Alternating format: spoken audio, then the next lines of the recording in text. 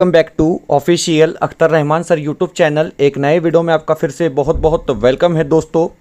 7 फरवरी 2026 को लेकर पहला जो पेपर होना था दोस्तों, मतलब पेपर 2, जिसका समय था 9:30 से 12 बजे तक, उसका क्वेश्चन पेपर हमारे पास यहाँ पर आ चुका है दोस्तों। और सीडीपी का हम यहाँ पर एनालिसिस करेंगे दोस्तों, एक सटीक आंसर की आपको बताने की यहाँ पर कोशिश करेंगे, क्योंकि पेपर जो आप पहले लुक में देखेंगे दोस्तों तो बहुत ज़्यादा आसान पेपर आपको क्या है सीडीपी का सेक्शन कम से कम देखने के लिए यहाँ पर मिल रहा है दोस्तों। तो डायरेक्ट क्वेश्चन और डायरेक्ट आंसर क्या है हम इस आंसर की में देखने वाले हैं। तो चलिए बढ़ते हैं वीडियो में आगे बढ़ने से पहले अगर आप हमारे चैनल पे नए हो तो चैनल को सब्सक्राइब कीजिए, साथ ही साथ बेल नोटिफिकेशन को ऑन कीजिए ताकि आपको आने वाले वीडियोस के नोटिफिकेशन जो है वो आसानी से मिल पाए। और दोस्तों अगर आप हमसे जुड़ना चाहते हो तो डिस्क्रिप्शन में जाकर आपको हमारे टेलीग्राम और व्हाट्सअप चैनल को ज्वाइन कर लेना है, जहां से आपको तमाम अपडेट वक्त पर देखने के लिए मिलेंगी। तो चलिए बढ़ते हैं पहले प्रश्न की तरफ। तो देखिए दोस्तों, हिंदी वाला जो सेक्शन है क्वेश्चन आंसर का, वहीं से हम यहाँ पर प्रश्न देखने वाले हैं। अब देखिए पहला जो प्रश्न है यहाँ पर पूछा गया है, आपको अभिकथन और कारण दिए गए। तो देखिए दोस्तों, बुद्धि परीक्षण और विस्तारित अवलोकन के संचालन के उद्देश्य बच्चों की विशिष्ट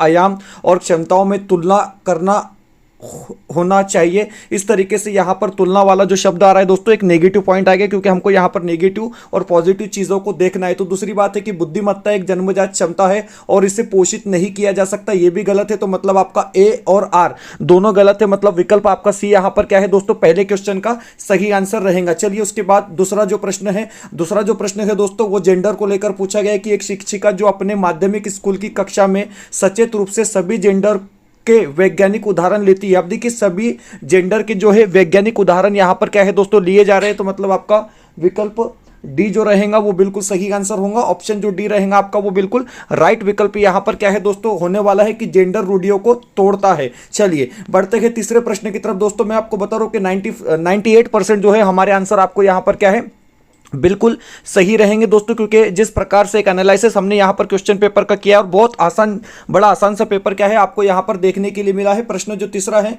यहां पर पूछा गया है कि सभी लड़कियां मेहनती और ईमानदार होती है जबकि लड़के बुद्धिमान और रूपदार होते हैं। तो देखिए यहां पर अगर आप बात करेंगे दोस्तों, पहला विकल्प क्या हो जाता है, तो पहला विकल्प आपका गलत हो जाता है, क्योंकि यहां पर आप समझ ही रहे हैं। उसके बाद बताया गया है कि जो दो विशिष्ट जैविक मस्तिष्क लड़कियों और लड़कों में शारीरिक और संज्ञानात्मक कौशल के साथ साथ व्यक्तित्व और स्वभाव में सभी मतभेदों का उत्पादन होता है। तो दूसरा भी आपका गलत है दोस्तों। फिर से एक बार क्या है आपका ऑप्शन सी यहां पर जो है वो राइट आंसर होगा। ऑप्शन सी जो रहेगा दोस्तों वो फिर से एक बार क्या है आपका सही विकल्प यहां पर होने वाला है।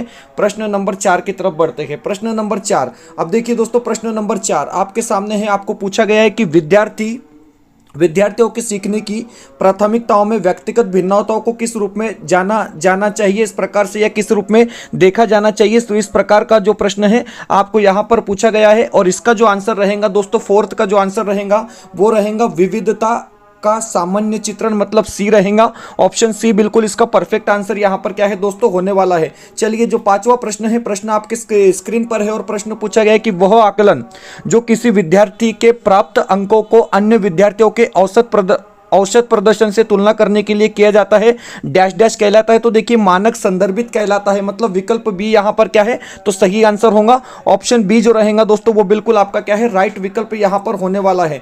अगला जो प्रश्न है दोस्तों वो आकलन के संदर्भ में पूछा गया था कि कक्षा आकलन के बारे में निम्नलिखित में से कौन से कथन सही है। अब देखिए 4 विकल्प आपको यहां पर दिए गए हैं, इसमें से पहला और दूसरा सही है दोस्तों, और तीसरा और चौथा विकल्प गलत है। मतलब आपका विकल्प ए और 2, मतलब विकल्प 1 जो रहेगा यहां पर वो आपका क्या होगा दोस्तों सही आंसर हो जाएगा। बढ़ते हैं अगले प्रश्न की तरफ। प्रश्न नंबर 7, अब देखिए 7वां जो प्रश्न है वो आपको पूछा गया है कि निम्नलिखित में से कौन सा प्रश्न विद्यार्थियों के उच्च स्तरीय आलोचनात्मक और विश्लेषणात्मक चिंतन कौशल को बढ़ावा देगा। तो ऑप्शन नंबर 4 यहां पर आपका राइट विकल्प होगा दोस्तों कि एक ही घटना को दर्शाने वाले 2 अखबारों के लेखों में निहित मान्यता की पहचान करें, मतलब आपका विकल्प यहां पर जो डी रहेगा वो सही होगा। प्रश्न नंबर 8, अब देखिए जो 8वां क्वेश्चन है वो इस प्रकार है, आपकी स्क्रीन पर है दोस्तों कि यहां पर जो प्रश्न पूछा गया है कि खराब लेखन क्षमता वाले छात्रों को अक्सर उनके शिक्षक द्वारा बौद्धिक रूप से अक्षम के रूप में चित्रित किया जाता है। इस प्रकार जो है पहला विकल्प यहां पर आपको दिया गया है दोस्तों, तो पहला विकल्प यहां पर गलत है।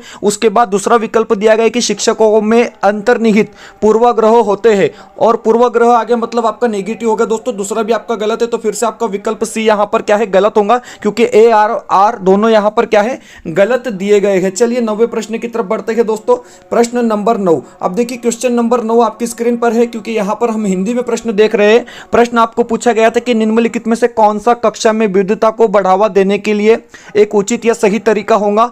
तो यहाँ पर आपका जो विकल्प बी है वो सही हो जाएगा कि विद्यार्थी की पृष्ठभूमि और संस्कृतियों के आधार पर पूर्वग्रहों के अनुकूल व्यवहार करना सही तरीका नहीं है। इस प्रकार का प्रश्न है तो नेगेटिव क्वेश्चन है, मतलब बी आपका यहां पर क्या है, नेगेटिव दिया गया है। तो देखिए अगला जो प्रश्न है दोस्तों वो यहां पर डिस्ग्राफिया को लेकर पूछा गया है। तो देखिए डिस्ग्राफिया का जो संबंध होता है दोस्तों वो वर्तनी से होता है, मतलब आपका यहां पर प्रश्न है कि कौन सा जोड़ा सही है, तो आपका पहला विकल्प यहां पर क्या है, सही हो जाएगा। अगला जो प्रश्न है प्रश्न नंबर 11 की तरफ बढ़ेंगे। तो देखिए 11वां जो प्रश्न पूछा गया कि स्वाधीनता से जूझ रहे विद्यार्थियों को आसानी होती है, किस चीज में आसानी होती है। तो देखिए ऑप्शन बी, अगर आप बात करेंगे क्वेश्चन नंबर 11 की, तो ऑप्शन बी आपका सही रहेगा कि परिचित और पूर्वानुमेय दिनचर्या का पालन करने में। प्रश्न नंबर 12 की अगर आप बात करेंगे दोस्तों, क्वेश्चन नंबर 12 का जो सही आंसर होगा, प्रश्न नंबर 12, प्रतिभाशाली बच्चों के बारे में निम्नलिखित में से कौन सा कथन सही नहीं है, इस प्रकार का प्रश्न आपको पूछा गया। तो देखिए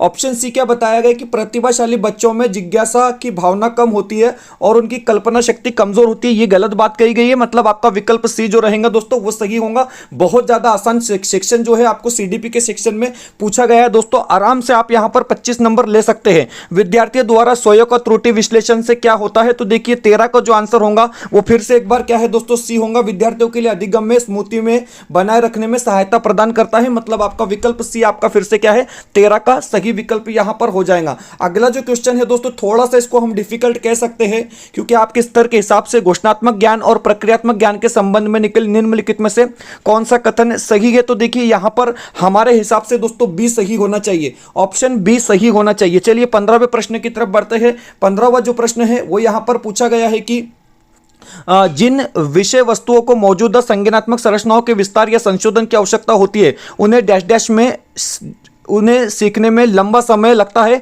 और वे लंबे अवधि तक स्मृति में बने रहते हैं, मतलब आपका विकल्प डी जो है दोनों लंबा लंबी यहां पर क्या है, सही आंसर हो जाएगा। प्रश्न नंबर 16। अब देखिए क्वेश्चन नंबर 16 आपकी स्क्रीन पर है दोस्तों, और यहां पर भी आपको स्टेटमेंट टाइप क्वेश्चन पूछा गया है। अगर आप बात करेंगे तो ऑप्शन डी यहां पर सही होगा कि ए और आर दोनों सही है तथा सही व्याख्या करता है, तो मतलब आपका विकल्प डी जो रहेगा दोस्तों वो बिल्कुल यहां पर क्या है, आपका सही आंसर होने वाला है। प्रश्न नंबर 17 की तरफ बढ़ते हैं। 17वां जो प्रश्न है इस प्रकार पूछा गया कि अधिगम के निर्देशित खोज आधारित उपागम में, अब देखिए 17 का जो आंसर होगा दोस्तों वो होगा बी होगा, शिक्षार्थियों को स्वयं के लिए ज्ञान की रचना करने के लिए अवसर प्रदान करना। तो ये अवसर वाले शब्द, अनुभव वाले शब्द जहां आते हैं वो सही जवाब होते हैं, क्योंकि पूरे 2 महीने से हम आपको यही बता रहे हैं। चलिए प्रश्न नंबर 18 का क्या आंसर होगा दोस्तों। देखिए 18वां प्रश्न है कि निम्नलिखित में से कौन सी रणनीति बच्चों में वैचारिक समझ विकसित करते समय प्रभावी नहीं है। तो देखिए यहां पर जो का तो याद करना, रट्टा लगाना, लिखना, ये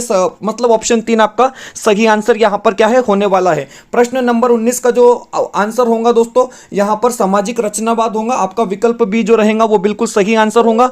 20वां प्रश्न हमारे सामने है दोस्तों, 20वां प्रश्न आपकी स्क्रीन पर है, क्योंकि मैं देख रहा हूं दोस्तों बहुत ज्यादा आसान प्रश्न आपको यहां पर क्या है पूछे गए हैं। अब यहां पर अगर आप बात करेंगे दोस्तों 20वें क्वेश्चन की, तो देखिए यहां पर सहानुभूति यह समझने की योग्यता पर निर्भर करती है कि दूसरों की भावनाएं और उनकी भावनाओं के अनुमान के लिए है, तो पहला सही हो जाता है। लेकिन दूसरा बताया गया कि भावना और संज्ञान एक दूसरे से संबंधित नहीं है, मतलब आर गलत है। तो आपका विकल्प 2 यहां पर क्या है दोस्तों, ऑप्शन 2 जो रहेगा, ऑप्शन 2 जो रहेगा वो बिल्कुल सही आंसर होगा प्रश्न नंबर 20 का। चलिए क्वेश्चन नंबर 21 की तरफ बढ़ते हैं। प्रश्न क्या पूछा गया है, देखिए प्रश्न पूछा गया है कि एक माध्यमिक स्कूल शिक्षक छात्रों को रणनीति स्वयं प्रेरित शिक्षार्थी बनाने में किस प्रकार सक्षम बनाती है। तो अगर आप कहेंगे दोस्तों क्वेश्चन नंबर 21 का आंसर क्या होगा सर, तो ऑप्शन डी होगा, अधिक संज्ञानात्मक और कौशल विकसित करने के लिए प्रोत्साहित करना, आपका डी विकल्प यहां पर सही होगा। 22 का जो आंसर होगा दोस्तों यहां पर आपको आंतरिक अभिप्रेरणा कौन सी है, तो व्यक्तिगत रुचि कार्य के आनंद से अभिप्रेरित होना, मतलब आपका विकल्प 1 जो रहेगा वो यहां पर क्या है, सही आंसर होने वाला है। अगले प्रश्न की तरफ बढ़ते हैं। अब देखिए अगला जो प्रश्न है दोस्तों यहां पर आपको पूछा गया है कि निम्नलिखित प्रश्नों में से किस पर प्रकाश डाला है। तो देखिए प्रश्न क्या है कि क्या किसी व्यक्ति का जैविक रूप से निर्धारित जेंडर अपने साथ वे सभी विशेषताएं लाता है जो किसी के सामाजिक रूप से निर्मित जेंडर की परिभाषित करती है। तो देखिए यहां पर आपका जो विकल्प डी होना चाहिए दोस्तों, विकल्प डी होना चाहिए, एक भी हो सकता है। तो मतलब एक और डी यहां पर क्या है, थोड़ा सा दोनों में से कोई एक जो है दोस्तों आपका आंसर हो सकता है। प्रश्न नंबर जो 24 है दोस्तों, इसका आंसर हो जाएगा किशोर अवस्था, मतलब आपका विकल्प डी जो रहेगा वो, विकल्प बी जो रहेगा आपका वो सही आंसर यहां पर होने वाला है। अगले प्रश्न की तरफ बढ़ते हैं, प्रश्न नंबर 25। अब देखिए प्रश्न नंबर 25 क्या है दोस्तों, प्रश्न नंबर 25 पूछा गया कि बच्चे समाज के मूल्य और मानदंडों को प्रत्यक्ष अप्रत्यक्ष तरीके से सीखते हैं। सही बात है, समाजीकरण समाज के रीति रिवाजों और अनुष्ठानों के पारित करने की एक सरल प्रक्रिया है। तो ये गलत है, मतलब आप देखेंगे कि ए सही है और आर गलत है। कहां पर है, तो बी वाले में है। तो बी विकल्प आपका क्या है दोस्तों, सही हो जाएगा। चलिए अगले जो प्रश्न है दोस्तों वो पियाजे के संदर्भ में पूछा गया है। और देखिए यहां पर अमूर्त तर्क जो है वो यहां पर क्या है दोस्तों, संक्रियात्मक सोच को मूर्त संक्रियात्मक सोच से भिन्न करता है, मतलब विकल्प डी आपका क्या है, सही रहेगा, 100% सही रहेगा। 27वां जो प्रश्न है दोस्तों उसका जो आंसर होगा वो संस्कृति होगा, मतलब ऑप्शन 1 जो रहेगा इसका सही विकल्प यहां पर होने वाला है। उसके बाद क्वेश्चन नंबर 28 का जो प्रश्न है दोस्तों वो रहेगा दंड और आज्ञाकारिता उन्मुखीकरण बुरे परिणामों से बचना, मतलब आपका विकल्प डी यहां पर क्या है, सही जोड़ा रहने वाला है दोस्तों। प्रश्न नंबर 29वां प्रश्न आपकी स्क्रीन पर है, जीन पियाजे और लेव वाइगोस्की के दृष्टिकोण में कौन सी मान्यता समान है। तो देखिए दोनों मानते हैं कि बच्चे अर्थ निर्माण की प्रक्रिया में शामिल होते हैं, मतलब डी वाला विकल्प आपका यहां पर सही होगा दोस्तों। और आखिरी प्रश्न है, इस प्रकार का प्रश्न पूछा गया कि वाइगोस्की ने प्रस्तावित किया था। तो देखिए वाइगोस्की ने क्या प्रस्तावित किया था दोस्तों, थोड़ा समाज इन्होंने चौथे ऑप्शन में भी डाल दिया लेकिन वो सही नहीं होगा। ऑप्शन 3 सही होगा कि बच्चों में बहुत क्षमता होती है जिसमें वे कार्य भी शामिल होते हैं जिन्हें वे दूसरों के सहयोग से कर पाते हैं। तो विकल्प सी यहां पर क्या है दोस्तों, सही होगा। उम्मीद है सभी बच्चे जो है 25 क्रॉस करेंगे दोस्तों, क्योंकि बहुत ज्यादा आसान पेपर आया है। क्योंकि मैं आपको बता रहा हूं कि सीटेट में इतना आसान पेपर नहीं आता है, लेकिन ये पेपर जो है दोस्तों बहुत ज्यादा आसान आप लोगों के लिए रहा है। उम्मीद है आपको वीडियो बेहतर लगी। वीडियो को ज्यादा से ज्यादा बच्चों तक शेयर करेंगे, लाइक करेंगे दोस्तों, चैनल को सब्सक्राइब कर लेंगे। पीडीएफ हासिल करना चाहते हैं तो टेलीग्राम और व्हाट्सएप चैनल को ज्वाइन कर लेंगे।